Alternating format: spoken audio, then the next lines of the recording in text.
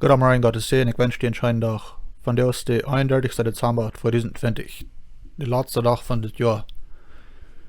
Und wie vielleicht auch werden glauben, dass die Zeit nicht busig genug gehen wird, als das Jahr war, doch busig vorbeigegangen.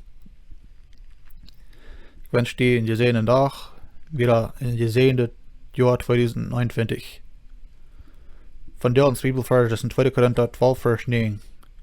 Aber siene Auntwuat wir, Miene Jnod ist jenuach für die. Wiels Miene Krauft ist ein schwake Menschen, stoakj. Du wen rede ich leefsten von meiner Schwakheit, dass Christus seine Krauft in mir zu sein ist.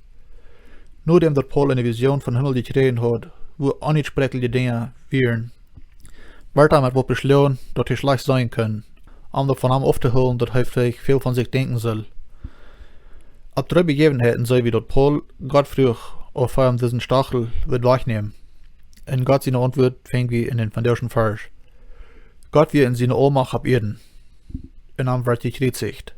Jesus, der lebt, und er starb der rechte Zeit.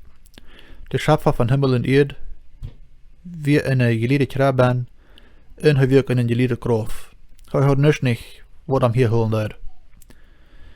Vorher, jefans von der Kraft, wat wir können zufrieden sein, und ob wir können Vertrauen haben, dort die was mehr sein, nur in den kommenden Jahren, in jeder denkt, was wir tun, und jefans Kraft, dort wir alle Dinge machen nur die Verherrlichung tun, und ob wir uns allein können auf die vertrauen. In Jesus' Namen. Amen.